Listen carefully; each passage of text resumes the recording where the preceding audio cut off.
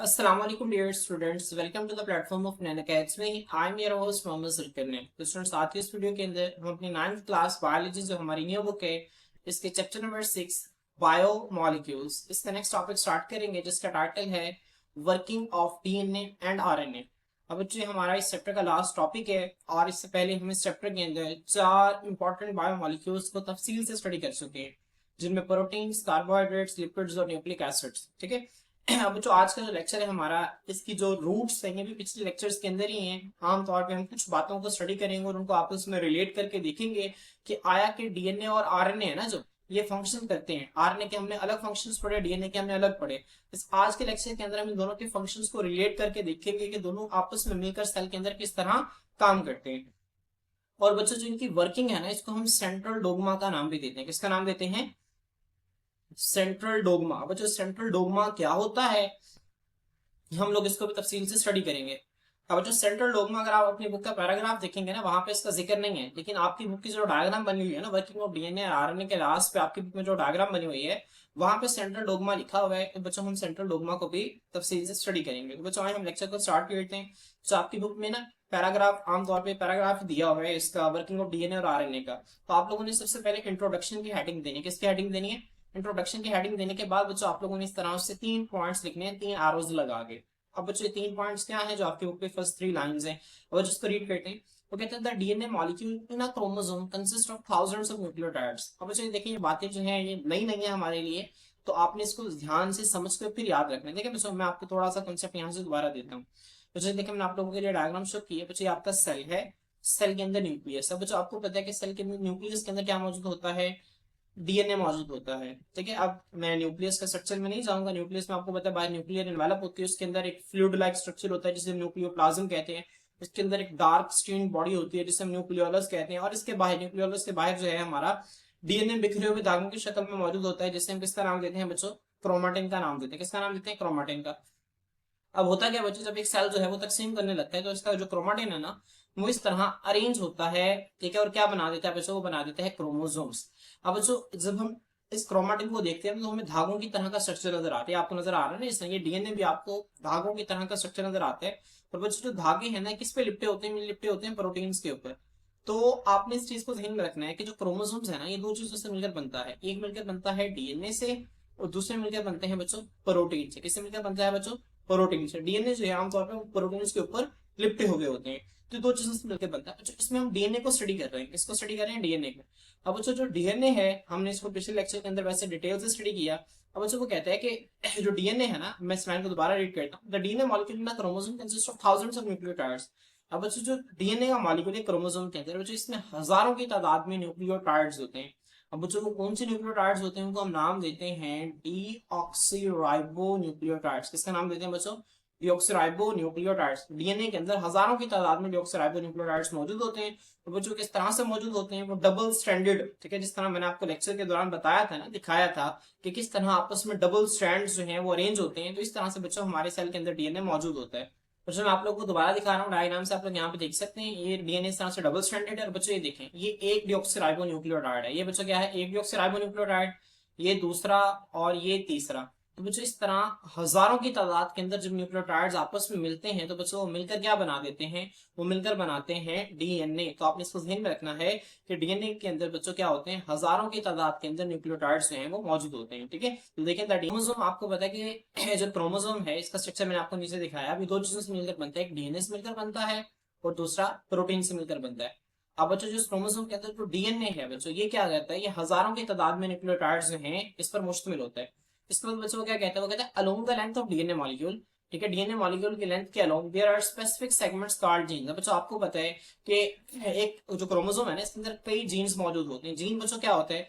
DNA का वो छोटा सा टुकड़ा। फर्स्ट देने बच्चों, आपको यहाँ पे नजर आ रहा है, मैंने आपको थोड़ा सा तफसील से करके इस डायग्राम में दिखाया। वही देखें, अब ये एक धागा नुमा, जब हम इसको मजीद मैग्नीफाई करते जाते हैं तो हमें डबल स्टैंडर्ड स्ट्रक्चर नजर आने लगता है। फर्स्ट दिन बच्चों, इतना सा एक डबल स्टैंडर्ड स्ट्रक्चर है बच्चों, इससे कॉपी होकर मैसेंजर आरएनए बना और मैसेंजर आरएनए से आगे प्रोटीन बनी।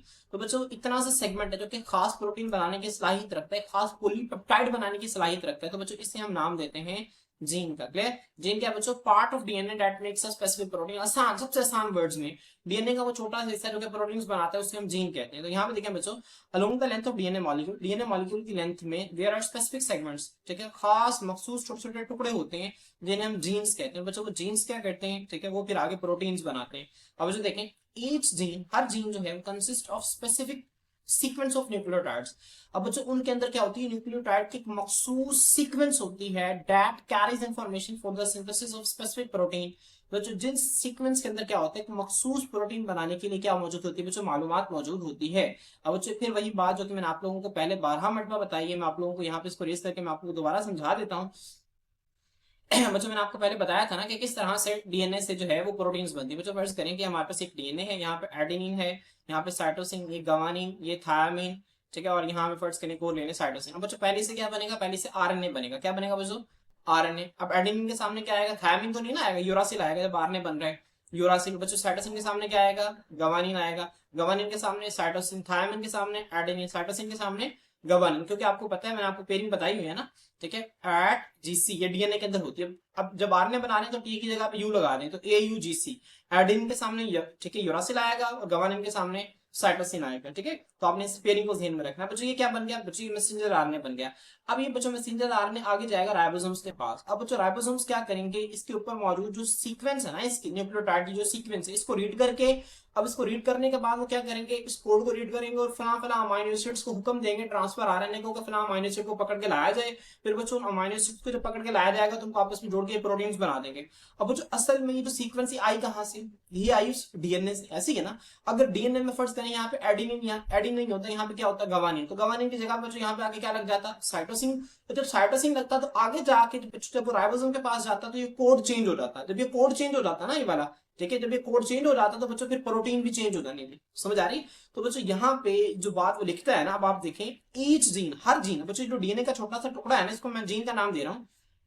हर जीन के अंदर बच्चों क्या होता है, एक मखसूस सीक्वेंस होती है न्यूक्लियोटाइड्स की, ठीक है। अभी जो न्यूक्लियोटाइड की मखसूस सीक्वेंस, और बच्चों यही न्यूक्लियोटाइड की जो सीक्वेंस है ना, जिसके पास मालूमात होती है प्रोटीन बनाने के लिए। मेरी बात मैं उम्मीद करता हूँ कि आप लोगों को मेरी बात समझ में आ गई होगी कि किस तरह से एक जीन के अंदर न्यूक्लियोटाइड की एक मखसूस सीक्वेंस होती है, उस मखसूस सीक्वेंस के पास मखसूस प्रोटीन बनाने की क्या होती है बच्चों, इन्फॉर्मेशन मौजूद होती है। क्लियर? बच्चों ये जो सेंट्रल डोग्मा है, ये आपकी बुक के अंदर अलग से तो नहीं लिखा हुआ, लेकिन आप लोगों ने इसको याद रखना है, इसको लिखना है, इसका जिक्र आपकी बुक के अंदर है। और जो सेंट्रल डोग्मा हम कहते हैं फ्लो ऑफ जेनेटिक इन्फॉर्मेशन, क्योंकि इसे कहते हैं बच्चों flow of genetic information. Genetic information मतलब बच्चों डीएनए की जो इन्फॉर्मेशन है ना, ठीक है, वो किस तरह से प्रोटीन्स बनाती है, ठीक है बच्चों, इसके फ्लो को हम नाम देते हैं सेंट्रल डोग्मा। अब बच्चों इसमें होता ही है कि डीएनए से सबसे पहले बनता है मैसेंजर आरएनए, और फिर उस मैसेंजर आरएनए से आगे बनती हैं प्रोटीन्स, ठीक है। तो सेंट्रल डोग्मा बच्चों के आप अपनी बुक के ऊपर छोटा सा लिख लेंगे, central dogma is the flow of genetic information, ठीक है। जेनेटिक इन्फॉर्मेशन मतलब जो विरासती मालूमात है वो किस तरह से फ्लो करती है, किस तरह से अपने आप को जाहिर करती है, इसको हम सेंट्रल डोग्मा कहते हैं। अब जो इसके दो स्टेप्स हैं, पहले स्टेप में क्या होता है, डीएनए से बनता है आरएनए, जैसे कि आपको यहाँ पे नजर आ रहा है, डीएनए से आरएनए बना। दूसरे स्टेप में क्या होता है बच्चों, आरएनए से बनती है प्रोटीन्स, आरएनए से बनती है प्रोटीन्स, ठीक है। अब बच्चों अब इसके दो स्टेप्स हैं, अब हमको अलग अलग नाम देते हैं। वो स्टेप जिसमें डीएनए से बना मैसेंजर आरएनए, बच्चों इसको हम नाम देते हैं ट्रांसक्रिप्शन का। किसका नाम देते हैं बच्चों, ट्रांसक्रिप्शन। और बच्चों वो स्टेप जिसमें मैसेंजर आरएनए से आगे प्रोटीन बनती है बच्चों, इसको हम नाम देते हैं ट्रांसलेशन। इसका नाम देते हैं बच्चों ट्रांसलेशन का, ठीक है। तो आपने ध्यान रखना है कि स्टेप्स क्या है, सेंट्रल डोग्मा के दो स्टेप्स हैं, एक है ट्रांसक्रिप्शन और एक क्या है ट्रांसलेशन। क्लियर? अब बच्चों यहाँ पे हम ट्रांसक्रिप्शन को रीड करते हैं और फिर बुक में जो डायग्राम बनी हुई है ना, हम उसके साथ इसको, ठीक है, कंपेयर करेंगे और फिर स्टडी करेंगे इसे। देखिए during the working of a gene, बच्चों एक जीन जब काम करे, जीन के काम करने से मुराद क्या है, जीन ने क्या बनाना है, मैसेंजर आरएनए बनाना है, मैसेंजर आरएनए से आगे प्रोटीन्स बनेंगी। तो बच्चों during the working of gene, gene के काम करने के दौरान स्पेसिफिक सीक्वेंस है ना डीएनए न्यूक्लियोटाइड की, वो कॉपी की जाती है। बच्चों मैंने आपको इस तरह से ऊपर डायग्राम में दिखाया ना यहाँ पे कि किस तरह, फर्ज करें एक जीन है, एक जीन के अंदर जो न्यूक्लियोटाइड की जो मखसूस सीक्वेंस है बच्चों, इसको क्या कर लिया जाएगा, मैसेंजर आरएनए की शक्ल में क्या कर लिया जाएगा बच्चों, कॉपी कर लिया जाएगा। तो आप लोगों ने इसको ध्यान में रखना है, ठीक है। अब बच्चों जब कॉपी कर लिया जाता है फिर क्या किया जाता है बच्चों, this copy is in the form of molecule of messenger RNA. अब बच्चों उससे जो मॉलिक्यूल बनता है ना, जो कॉपी करके, उसको हम क्या कहते हैं, उसको मैसेंजर आरएनए का नाम देते हैं। अब बच्चों जो प्रोसेस है ना जिसमें मैसेंजर आरएनए की कॉपी तैयार की जाती है डीएनए से, इसको हम ट्रांसक्रिप्शन कहते हैं। क्या कहते हैं बच्चों, ट्रांसक्रिप्शन कहते हैं। The process of making messenger RNA copy of DNA is called transcription. अब बच्चों हम यहाँ पर डायग्राम से इसको समझते हैं, बुक में हमारे डायग्राम बनी हुई है। अब यहाँ पे देखें बच्चों, ये सेल के अंदर न्यूक्लियस है, ये क्रोमोसोम, आपको क्रोमोसोम आपको पता है, ठीक है, ये दो चीजों से मिलकर बना होता है, मैंने आपको फिर बता रहा हूँ, ठीक है। एक बना होता है बच्चों ये डीएनए से, दूसरा किस चीज से मिलकर बना होता है, ये प्रोटीन से। तो आपने इसको ध्यान रखना है, ये चैप्टर नंबर 3 के अंदर लिखा हुआ है। इसी वजह से मैं बात आपको बार बार रिपीट कर रहा हूँ, ये कि डीएनए प्रोटीन से मिलकर बना होता है, क्योंकि वो अलग से एमसीक्यू आता है चैप्टर नंबर 3 के अंदर। देखिए आप बच्चों इसके अंदर जो डीएनए है ना, अब डीएनए का वो छोटा सा टुकड़ा जो कि खास प्रोटीन बनाने की सलाहियत रखता है, उसे हम जीन कहते हैं। तो फर्ज करें पूरे क्रोमोसोम जो है ये सारा का सारा डीएनए है। अब इसके अंदर ये छोटा सा टुकड़ा बच्चों, अब जो कि खास प्रोटीन बना सकता है, इसको हम जीन कह रहे हैं। बच्चों इस जीन के अंदर जो न्यूक्लियोटाइड की सीक्वेंस है ना बच्चों, इसको कॉपी किया गया मैसेंजर आरएनए की शक्ल में। अब बच्चों जो मैसेंजर आरएनए है, अब इस डीएनए से मैसेंजर आरएनए का बनना बच्चों ये क्या कहलाता है, ये ट्रांसक्रिप्शन कहलाता है। इसकी कॉपी कैसे होती है मैं आपको फिर दोबारा बता देता हूँ। डीएनए के अंदर खास किस्म की न्यूक्लियोटाइड की सीक्वेंस होती है, इस तरह एडेनिन हो गया, थायमिन, साइटोसिन, गवानिन, गवानिन, और फिर जो है वो यहाँ पे थायमिन लगा लें। अब बच्चों जब इससे कॉपी बनेगी तो एडेनिन के सामने क्या आएगा, यूरासिल आएगा आरएनए के अंदर, क्या आएगा, यूरासिल, क्योंकि उसमें थायमिन नहीं होता। थायमिन के सामने एडेनिन, साइटोसिन के सामने गवानिन, गवानिन के सामने साइटोसिन, गवानिन के सामने फिर साइटोसिन, और फिर थायमिन के सामने एडेनिन। आपको पता है ना बच्चों, एड जीसी, ठीक है। बस आरएनए जब हम बना रहे हैं तो टी की जगह पे यू लगा देंगे आप, ठीक है। तो बच्चों ये इस तरह आप देखिए कॉपी हो तैयार हो गई। अब बच्चों कॉपी कैसे बनी, हमने इस जीन के अंदर जो न्यूक्लियोटाइड की जो सीक्वेंस है ना, इसको कॉपी करके हमने क्या बनाया बच्चों, हमने मैसेंजर आरएनए बनाया। तो ये जो अमल है ना बच्चों, इसको हम नाम देते हैं ट्रांसक्रिप्शन का। इसका नाम देते हैं बच्चों ट्रांसक्रिप्शन का। तो मैं ट्रांसक्रिप्शन को आप लोगों के लिए दोबारा पढ़ रहा हूँ कि during the working of a gene, gene जब काम कर रहे हैं इसके दौरान क्या होता है बच्चों, डीएनए की जो मखसूस सीक्वेंस है, ठीक है, जो डीएनए न्यूक्लियोटाइड्स की जो खास तरतीब उसको कॉपी किया जाता है बच्चों। जो कॉपी है ना ये मॉलिक्यूल ऑफ मैसेंजर आरएनए की शक्ल में होती है बच्चों। अभी जो प्रोसेस है ना जिसमें मैसेंजर आरएनए की कॉपी बनती है, इसको हम ट्रांसक्रिप्शन का नाम देते हैं बच्चों। नेक्स्ट हमारे पास जो है वो है ट्रांसलेशन। बच्चों ट्रांसलेशन का मतलब क्या होता है आमतौर पर, इसका मतलब होता है तर्जुमा करना। अब देखिए बच्चों, आपके सामने कोई अरबिक में, अरबी जुबान में बोल रहा है, ये फारसी जुबान में बोल रहा है, आपको तो नहीं ना समझ आएगी। अब बच्चों अब समझ किसको आएगी, जिसको वो जुबान आती है। अब फर्ज करें एक बंदा जो है उसको फारसी अरबी जुबान आती है, अब वो कुछ बोल रहा है, बात कर रहा है। अब आप जो है आपके साथ बंदा खड़ा हुआ है जिसको दूसरी जुबान आती है, वो आपको क्या करेगा, ट्रांसलेट करके बताता जाएगा, और आपके लिए इन्फॉर्मेशन क्या होती जाएगी, आसान होती जाएगी। वो जो ट्रांसलेशन आमतौर पर तर्जुमा करने को कहते हैं, ठीक है। अब यहाँ पे भी देखें यही कुछ हो रहा है। अब मैं आपको नीचे से एग्जाम्पल के थ्रू बताता हूँ। बच्चों फर्ज करें कि यहाँ पे नीचे वाला जो आरएनए बना ना, मैं इसको यहाँ पे दोबारा से लिख लेता हूँ। तो बच्चों यहाँ पे क्या, पहले यू है, इसके बाद ए है बच्चों, उसके बाद क्या है, जी है, इसके बाद फिर सी है, और फिर सी है, और बच्चों फिर ए है, ठीक है। अब बच्चों ये क्या है, ये मैसेंजर आरएनए। अब बच्चों मैंने आपको बताया ना, इस मैसेंजर आरएनए में जो तीन है ना, तीन नाइट्रोजनियस बेसिस हैं, तीन न्यूक्लियोटाइड्स असल में, ठीक है। अब देखिए ये सारे हैं तो न्यूक्लियोटाइड ही। अब वो न्यूक्लियोटाइड जो है वो सिर्फ नाइट्रोजनियस बेसिस की बुनियाद पर अलग अलग होते हैं, इसी वजह से हम तीन नाइट्रोजनियस बेसिस का जिक्र कर रहे हैं। अब बच्चों यहाँ पे तीन नाइट्रोजनियस बेसिस है ना बच्चों, कोड बनाती है, क्या बनाती है, कोड बनाती है, ठीक है। अब हर अमीनो एसिड का ना एक मखसूस कोड होता है। और बच्चों ये जो कोड है किसको पता होता है, ये पता होता है राइबोसोम को। किसको पता होता है बच्चों, राइबोसोम को पता होता है। बच्चों राइबोसोम क्या करते हैं, इस कोड को ट्रांसलेट कर देता है। क्या कर देता है बच्चों, ट्रांसलेट कर देता है। ट्रांसलेट कैसे करते हैं, राइबोसोम इस कोड को रीड करेगा, इस कोड को रीड करने के बाद ट्रांसफर आरएनए को हुक्म देगा कि जाओ भाई फलां अमीनो एसिड को पकड़ के लाओ। वो फलां अमीनो एसिड को पकड़ के लाएगा, फिर ये बच्चों राइबोसोम क्या करेगा, अगले कोड को रीड करेगा, फिर उस कोड को ट्रांसलेट करेगा, जो अमीनो एसिड का ये कोड है ना, ठीक है, फिर उसको ट्रांसलेट करेगा, और फलां अमीनो एसिड को पकड़, ट्रांसफर आरएनए को कहेगा कि भाई फलां अमीनो एसिड को पकड़ के लाओ, फिर वो उसको पकड़ के लाएगा, दोनों को आपस में जोड़ देगा, ठीक है। तो बच्चों इस तरह जो कोड है ना, राइबोसोम क्या करता है, इस कोड को ट्रांसलेट करता है। ट्रांसलेट करके क्या बनाता है बच्चों, प्रोटीन्स बनाते हैं। देखें यहाँ पे वो कहते हैं the messenger RNA carries the sequence of its nucleotides to the ribosome. देखें जो मैसेंजर आरएनए था आपके पास, अब बच्चों ये क्या करता है, इसके अंदर जो न्यूक्लियोटाइड की जो सीक्वेंस है ना, ये आपको नजर आ रही है, पहले यू है, फिर ए है, फिर जी है, ये सारी न्यूक्लियोटाइड की तरतीब है। और जो इस न्यूक्लियोटाइड की तरतीब को लेकर कहाँ पे जाता है, राइबोसोम के पास जाता है। और वो राइबोसोम क्या करता है बच्चों, रीड्स दिस सीक्वेंस, इस तरतीब को पढ़ता है, and join specific amino acid to form a protein, और खास अमीनो एसिड्स को मिलाकर बच्चों क्या बना देता है, प्रोटीन बना देता है। और ये जो स्टेप है ना बच्चों, इसको हम नाम देते हैं ट्रांसलेशन का। बच्चों मैं आप लोगों को डायग्राम से दोबारा दिखा देता हूँ, आप लोग यहाँ पे देख सकते हैं इसे। बच्चों ये मैसेंजर आरएनए बन गया। मैसेंजर आरएनए बच्चों कहाँ पे जाएगा, राइबोसोम के पास जाएगा। राइबोसोम क्या करेगा बच्चों, इसके ऊपर जो कोड है ना, इसके अंदर जो न्यूक्लियोटाइड की जो सीक्वेंस है बच्चों, इसको पढ़ता जाएगा। इसको पढ़ते जाने के साथ साथ बच्चों क्या करेगा, प्रोटीन्स बनाता जाएगा। अब देखें एक सर्कल है आपकी बुक में ना, अमीनो एसिड्स के नाम तो नहीं ना लिखे हुए, अमीनो एसिड्स के नाम जो है वो ज्यादा कॉम्प्लेक्स हो जाएंगे आप लोगों के लेवल पर, इसी वजह से अलग अलग शेप्स की मदद से आपको जो है वो अमीनो एसिड्स को दिखा रहा है। ये अलग अमीनो एसिड है, ये अलग है, ये अलग है, ये अलग है, ये अलग है, ये अलग है, ठीक है। तो जब अलग अलग अमीनो एसिड्स आपस में मिलते जा रहे हैं तो बच्चों क्या बनती जा रही है, हमारे पास प्रोटीन्स बन रही है। तो वो अमल जिसमें मैसेंजर आरएनए से राइबोसोम्स क्या बनाते हैं, प्रोटीन्स बनाते हैं बच्चों, इसको हम क्या नाम देते हैं, इसको हम ट्रांसलेशन कहते हैं।